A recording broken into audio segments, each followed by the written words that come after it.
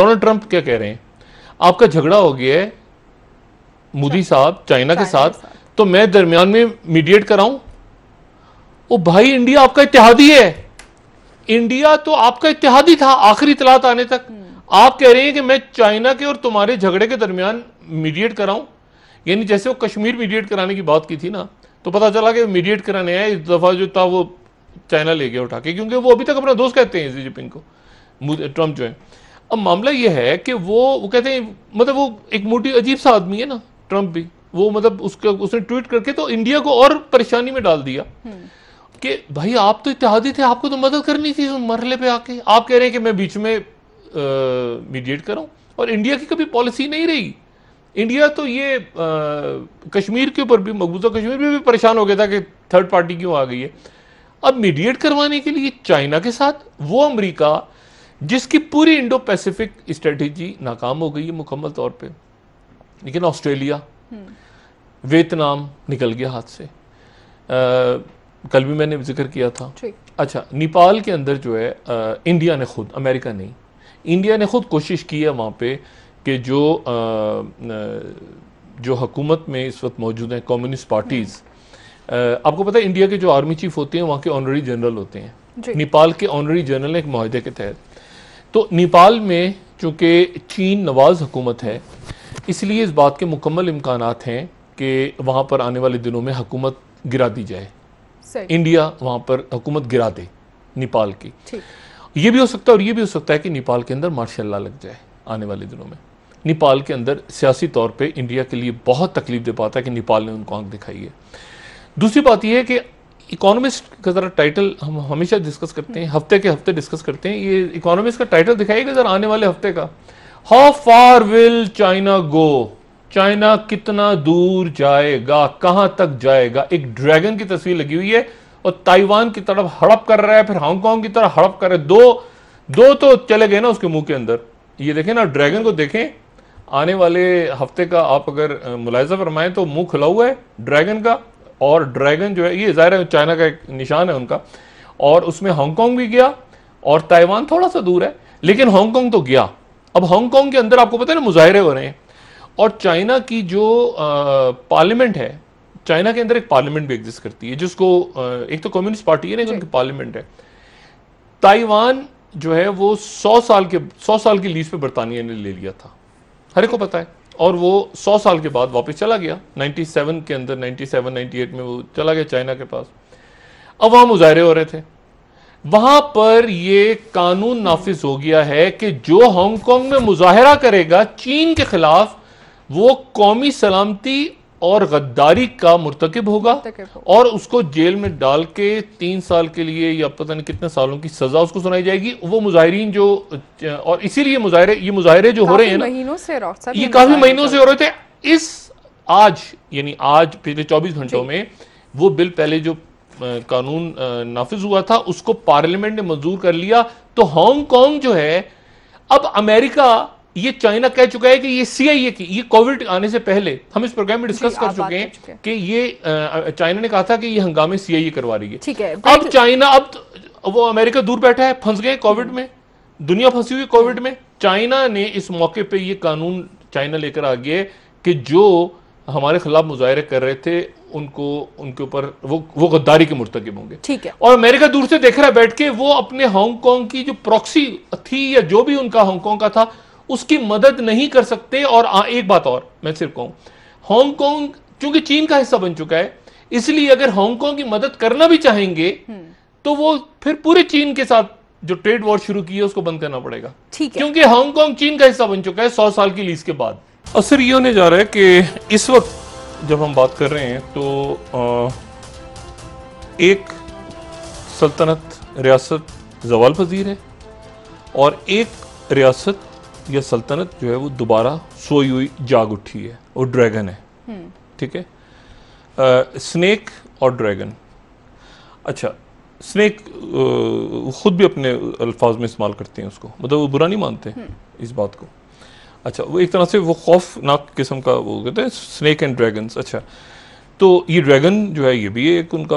अच्छा, अब मामला ये है कि एक मुल्क जो है वो जवाल पजीर हो रहा है, एक ताकत जा रही है और दूसरी ताकत उभर रही है।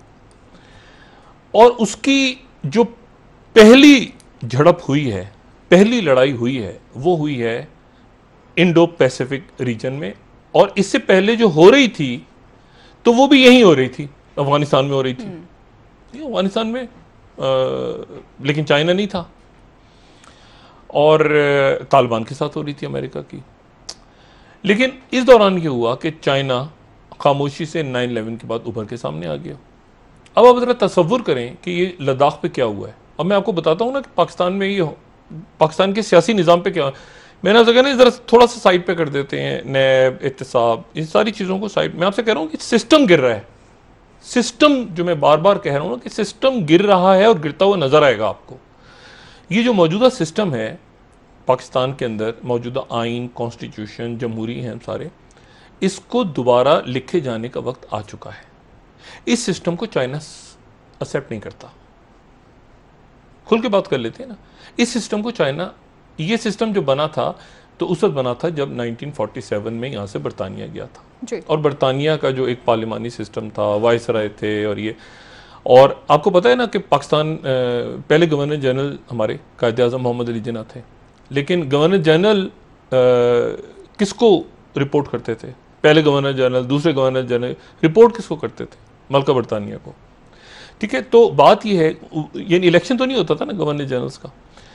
तो एक अरसा हमें लगा कि हम उसके बाद जैसे तैसे करके एक आइन बन रहा है, दूसरा आइन बन, लेकिन जो भी आइन बनता था वो ऐसे इसी तरह से बनता था कि अयूब खान जो है वो जा रहे हैं तो उनका इस्तकबाल हो रहा है न्यूयॉर्क में।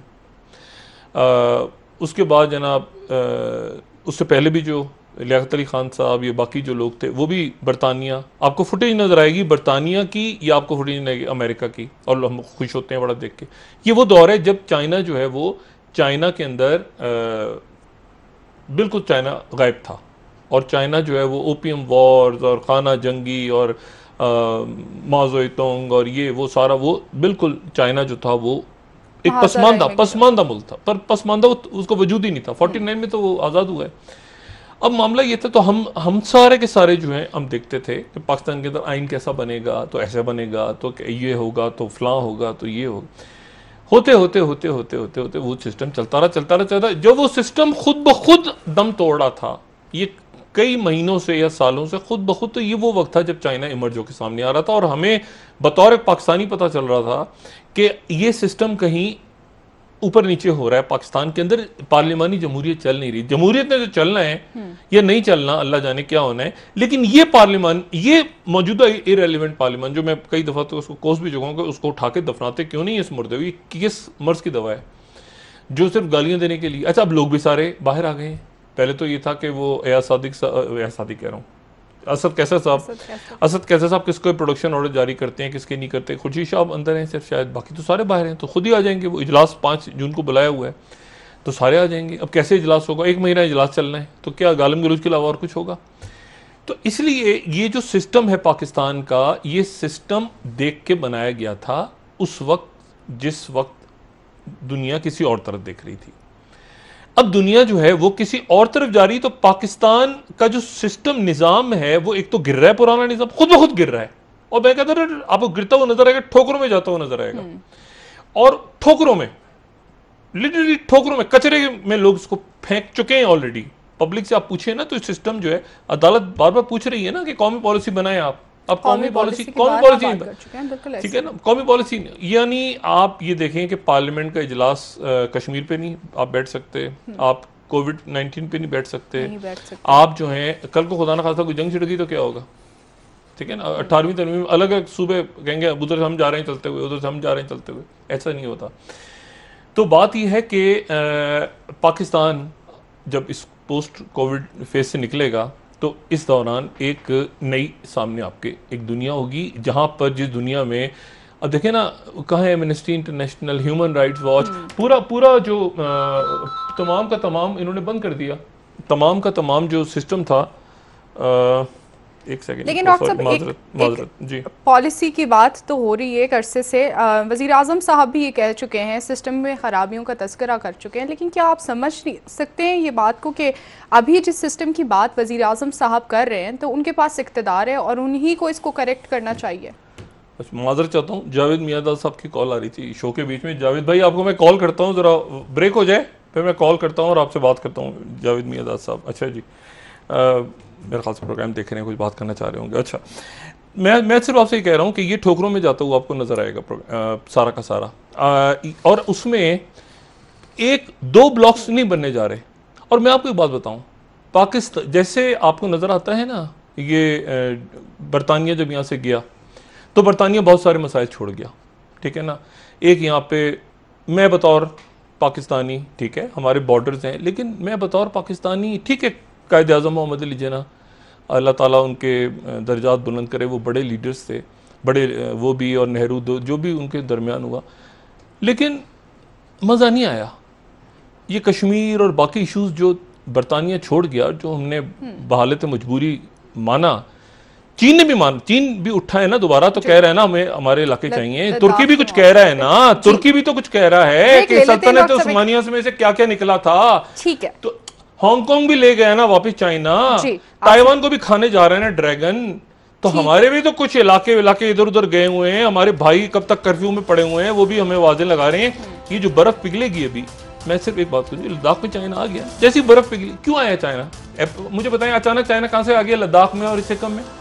बर्फ पिघलने का इंतजार। बिल्कुल ऐसी है डॉक्टर साहब, थोड़ी सी बर्फ और पिघलेगी, पाकिस्तान को भी अब फैसले वो सियाचिन की पहाड़ियां, वो क्या है वो उसको तो नंबर के हिसाब से होता है ना।